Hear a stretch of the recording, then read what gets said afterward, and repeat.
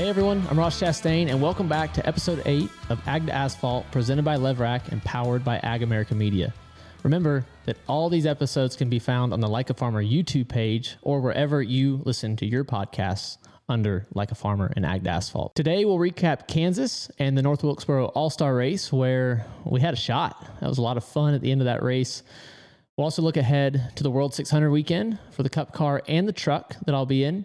We'll take you down to Braselton, Georgia to show you Precision Farms. They're a turf grass company that grows grass for stadiums across this country that you've probably seen, didn't even know it. So we'll show you all things grass.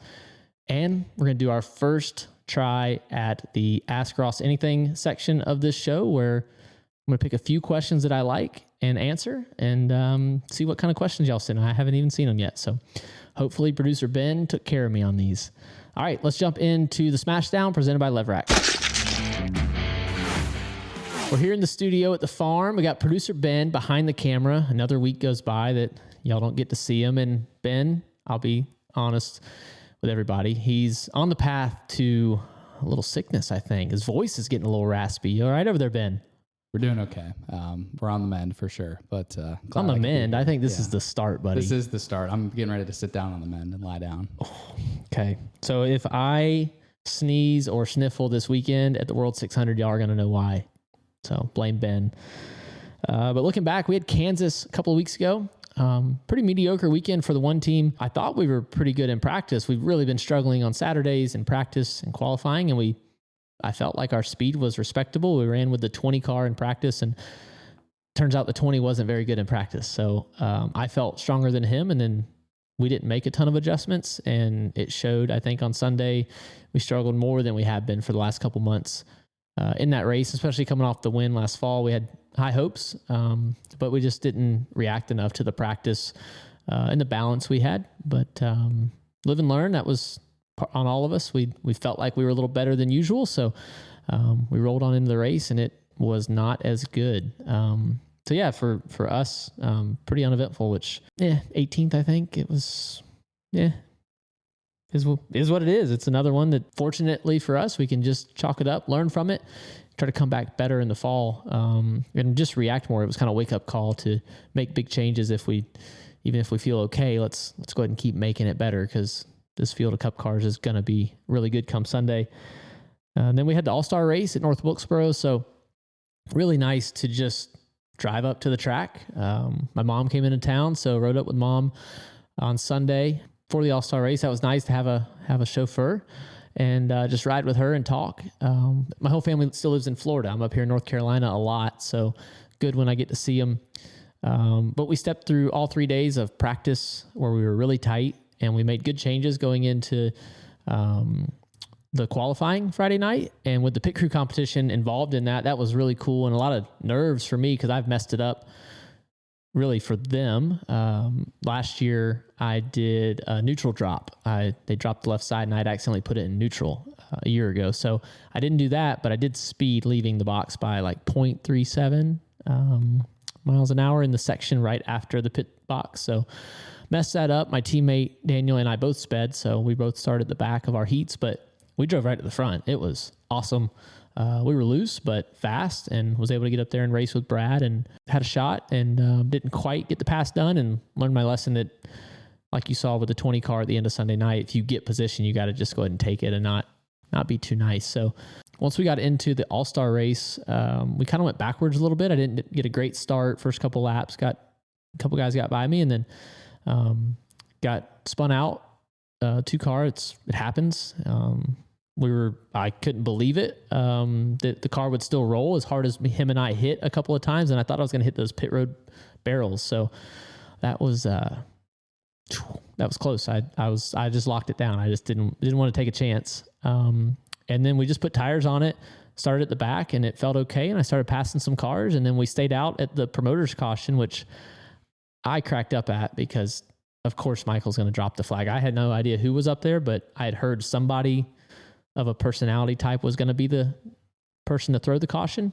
And watching the broadcast back, I got a chuckle out of it in the car, and watching it back that Michael would drop it. That's very on par for Michael. So I was just disappointed, though. I thought if you drop it, you got to go get it. I didn't see him get it. I don't know who grabbed it, but I thought Michael should have climbed down and came out there and got it.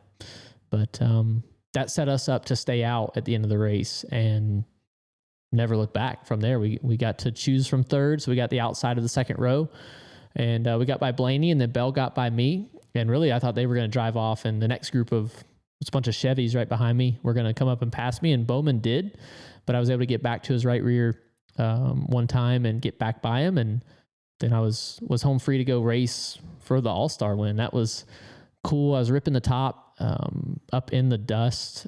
Could hear actually debris, which is hard to hear in the Cup cars, but I could hear rubber and little rocks and stuff in the right side wheel wells, which you don't do much in Cup. And but I was committed to just the very top, the edge of the rubber, and that got me back to him. But I couldn't. Every time I tried to turn down into the rubber, I was just really, really tight. So was just needed them to leave me a lane, but they weren't going to do that. And I think the best car with the tires, the 20, won the race. So hats off to the 20 team. That was good to have a shot. And as I was sitting backwards on the backstretch and the tow truck was driving up to me, I sure at that moment would not have thought that we were going to have a shot to win $1 million. But we did, and that was cool. It was cool to run the top like that, get some more confidence doing that. I'm always working at that as a race car driver, getting more comfortable running the very top. So the car was in a state of balance that I could do it and do it confidently. And it was really neat. Like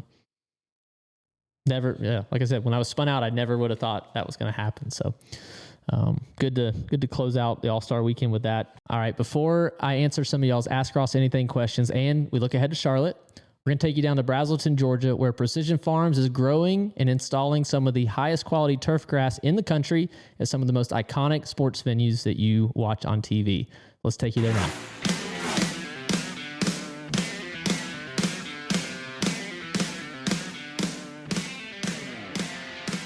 All right, guys, today we're here in Braselton, Georgia at Precision Farms, and we're going to learn about turf grass. Now, I try to grow some grass at home, but I'll be honest, I'm not very good at it. I'm not good at growing many things, but I want to learn about this. I want to see what this operation, what y'all do here. You're sending grass into some high-profile venues that we've all probably seen your grass, but we don't even know it. We do. So we're a niche farm, what I call a niche farm. We're pretty small production, but we specialize in high-end athletic fields. So we have another company that builds and maintains athletic fields all over the country. And so we supply them with grass for certain events, whether it be international soccer matches or, professional sports or those type things. And what we do is kind of our product our main product is something that's designed where we can install it and it can be played on a couple days later. So we call it our instant play. So it's basically a flooring system of natural grass that we grow to certain specs where it's thick, and you can see how thick and dense it is. It's like a root-bound plant. And when we put this stuff in a venue and those guys play on it, they can't move it or tear it up. So it gives a lot of the venues the ability to host concerts, races, like Bristol's having a baseball game, those kind of things. And this grass gives those venues the ability to host so many different events. So the grass grown here will be growing into Bristol? No, we're not.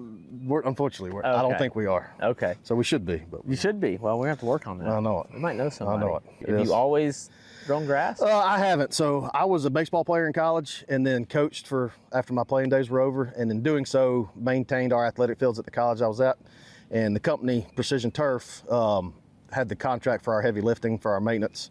And when I decided to get out of coaching, came to work for Eric and Jonathan. And we jumped into farming the following year because we had some events that we couldn't find the grass we needed for, and decided to start doing it ourselves. And that was back in 2012 was when we bought this farm. And so we've been doing it now for 13 years here. And we grow anything from residential type landscape grass to this specialty product. This is the majority of what we do now.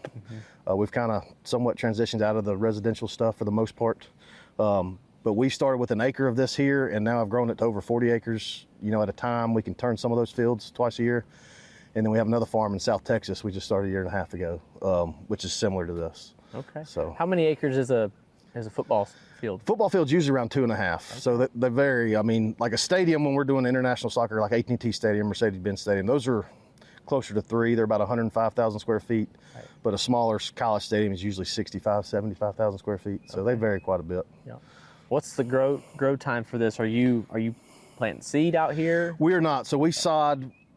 The way the process goes is we put sod down directly on top of plastic and then top dress it and do some other things to get to our final depth. And we can do it. We'd like to do it in 20 weeks. A lot of times we don't get that much time. They want it in 12 or 13. But depending on the time of the year, we can get it down. We can turn 2 crops a year. It just depends on the time frame.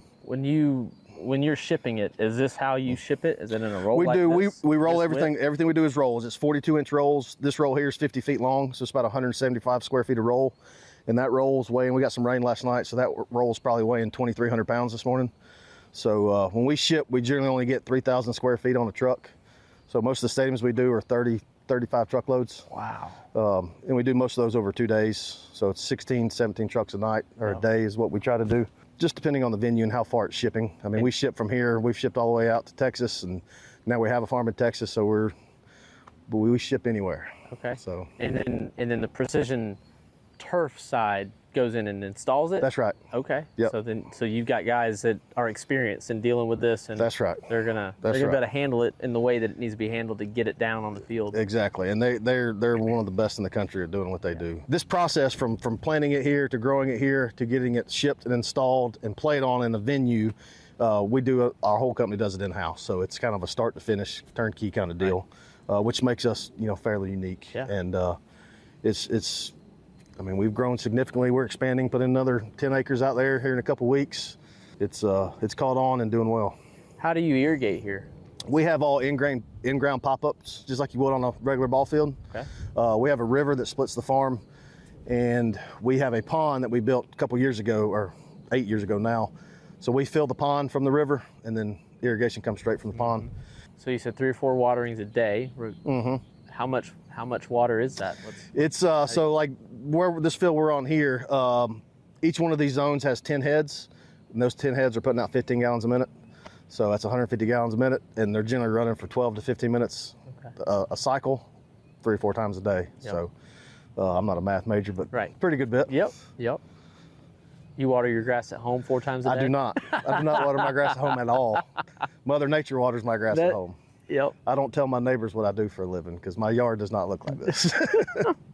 This is incredible. Yep. This grass here will leave in May. Yep. It's going up to North Carolina into a soccer stadium. Okay. And like most of our plots here, we kind of do custom grows, so we have contracts with customers. Now, are venues, they're picking their blend or their seed? That's right. Or that like some There's a variety. There's a variety of turf. Yeah. So we grow all Bermuda grass here on this farm, which is mainly what's used in athletic fields in the southeast. So we have 4 different varieties that we grow. Generally, well, actually we got 5 now that we grow on plastic, and each one of them specific to the end customer. This is what you're looking at is Tiff Tuff, which is a variety of Bermuda grass. We have Northbridge, Latitude 36, Tiffway 419, and Tahoma. There's the 5 varieties we're currently growing on plastic. So this grass we're standing on is going to go to Clemson University football team and play on this. What happens once you bring you're going to sod this? You sodded this at some point, and before it goes to Clemson, what do you do here? So the process is basically we install the sod on top of the plastic, and then over the course of time we'll add sand to the top via top dressing, which is basically we have a top dress that runs behind a tractor, and we fill it with sand and spread the sand to the amount we want. We do anywhere from 5 to 8 top dressings depending on the final depth the customer wants. And then over the course of the time, the sod layer will grow up through the sand, and those roots will also start to grow sideways and to the plastic and back up, and basically create a root bound product that's impenetrable. This product is grown on a permeable surface on plastic, so it gets no roots in the ground, no nutrients from the ground. It only gets what you give it every week. So we're constantly applying granulars and foliar fertilizers. So it gets something every week. So it's like I said, it's a high maintenance product that does a lot of inputs. Right. But we'll look at it here. This is kind of the finished product. Once it's ready to go, we grow it to 1.5 inch depth. Is our final depth most of the time, depending on the venue it's going to. It's about a 2x4 thickness. And you can see, like, here's the original sod layer from where we sodded. Yep. And this is the sand we've added via top dressing over the course of the 3 or 4 or 5 months we've had this product here. And it gets to this, and we'll slice it and put it in the big rolls, 42 inch wide, 50 foot long. we get about 20 of them on a truck, 3,000 square feet at a time, and get it to where it's going. Yeah. Is that sand coming from right here? The sand comes from Georgia. Yeah. We get it from Butler, Georgia, which is a couple hours south of here. You probably shouldn't tell Clemson fans that you're sending Georgia sand up That's true. to their field. That's true. Well, enough just looking at it. Is there anything I can actually do while I'm here? I see a lot of Kubotas sitting around. Sure, we have a lot of Kubotas, and we've got one geared up for you. We're going to put you on a roller. Oh, I let you roll out shouldn't through be able there. to mess that up. No, I hope not. I know, like I said, it's as easy as it gets. Okay. So we figured that's the right job for you. Yeah. Say we hell-melted off this fence here? Sure. No, Sure. Wouldn't be the first rodeo, would it?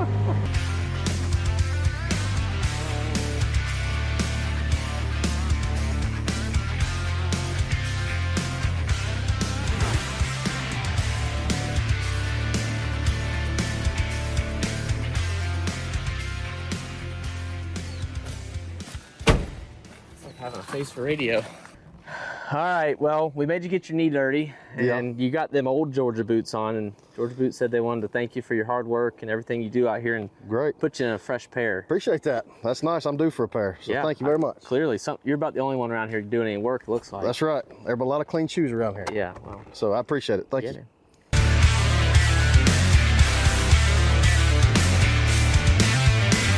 Like I said, I don't want to tell you no more than you want to, you know what I mean? I don't want to tell you no more than you want to know, so. Spoken like a true farmer. Gosh, that should go on a t-shirt. A big thank you to our friends at Precision Farms, LEVRACK, Georgia Boot, and Kubota. Now let's answer your Ask Ross Anything questions. So for our newest segment of the show, we had y'all drop some questions in the YouTube comment section of our full-length episodes. So if you have another question, drop it down below, and I may or may not answer it. Our first question came from Keegan McLean 8804, and they asked, what's your favorite paint scheme you ran so far this year? Probably the All-Star Specialty Fans scheme, actually. I like the orange in it. I liked the quote on the back that we used in the commercial of what's wrong with going in circles. It had some nice little Easter eggs hidden in it, a little different design. I thought it showed up really well in the pictures throughout the weekend, day and night. Sometimes paint schemes kind of bias themselves one way for better daylight or better under the lights. And I thought this one matched perfect, and got some cool pictures running the top, which is just cool as a race car driver. Steven City Chevy Fusion asked, assuming you keep them, what specific uniforms and helmets have you made a point to keep through your career that are the most special to you, and where do you keep them? I've got a good number of suits. I've only given a couple away to sponsors and people that meant a lot to whatever that suit was. I haven't given away any helmets that I can think of. I haven't had many painted. I've ran generic, just like white or carbon helmets with just stickers on them, so no one really wants those. But for a long time, the thought of painting helmets often was not in the budget. Now we do, and now we have a couple. But I've definitely, like in the past, been like spray gluing the foam back into the top of the helmet to go race, and could smell the glue in the race car, which I don't recommend. It was not a good smell when it all got hot. But yeah, I mean, I've got boxes of them at my house in my like spare junk room, which I'm just like my parents. I swore I never would, but I've got a whole like bedroom that's just boxes and random stuff that one day maybe I'll think is cool, but right now just don't really want to throw away. Got a little Chastain in me in that, like my parents. So, and then Dad Life Adam asked, hey, I work for the Georgia Forestry Commission. We should get Ross out to do a prescribed burn with us. Well, Adam, that might work. I might need you. So let's circle back on that. That'd be cool. Burning woods and timberland or scrubland to regenerate the forest and the wildlife is something that we do in Florida, and in Georgia, I see it happen as well. So let's try to line that up sometime, Adam. That'd be cool. Ben, that's all you gave me is 3? Okay, well, that's all that we picked. Ben picked. So thank you all for those questions. Remember, drop more down below. I pointed down just like every podcaster does, or social media person. So drop some more questions in the YouTube comment section of our full-length episodes on the Like a Farmer YouTube page. And next up, we have the World 600. Yes, that's what I call it. When I look back at old videos and old pictures of posters and banners, it was the World 600 when the cars would not stay running. The fastest cars were not winning these races because it was just such a long distance. Now, these race cars, they could go a lot longer. It'd be the drivers that probably wouldn't make it. But we'll start off Friday night with the truck race. So back with the NCDOT and our Protect Your Melon campaign. This is another state that y'all see and hear me talk about wearing your seatbelt. It's a simple message, but people still are not wearing their seatbelts. People are involved in crashes year after year. And in North Carolina, there are a lot of people that are unbelted. And the single easiest thing that we can do when we get in cars, trucks, anything on the highway is wear a seatbelt. Everything about the car, any automobile, is to restrain us. It's the same thing in NASCAR. We have 9 seatbelts in the race car. In a regular car, like when I drive my Silverado EV down to Charlotte to run the truck race, I have 2 belts to 1 click point.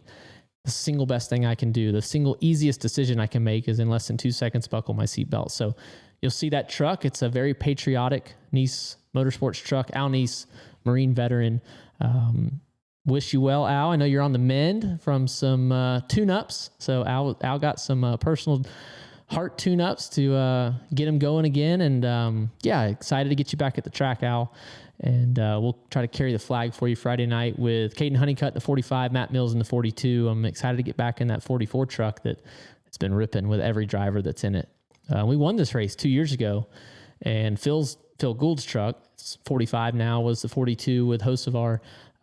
Should have won it for a couple of years. So excited to get on track in a Nice truck. That was high on the list of races I wanted to run this year because I know how fast they're going to be. Then the World 600 on Sunday, after we get through practice Saturday and qualifying, the longest race, 400 laps, around 1.5 miles, running from daylight into darkness. That transition is tough to get the balance right, to be competitive at the first part, but then be ready for the grip that's going to come when the sun finally sets.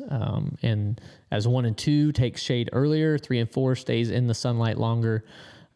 That track is unique in the temperature change end to end with the sunshine and how rough it is. That old Concord ground, if you look over the backstretch, you know what I'm talking about. There's a growing hill out back that a lot of that land was not very desirable decades ago when they built that track. But man, we've got a great facility to race at, and it's put on a lot of great shows. And a couple years ago, we had a shot at it. I could see the white flag, and there was nobody in front of me. I just didn't know Austin Dillon was about to come from the bottom of 4 wide. We were off turn 4 and we all crashed. So hopefully we have another shot and a great day in motorsports with the Indy 500. Obviously, we'll all be watching Kyle Larson and watching him do the double and come over and race with us.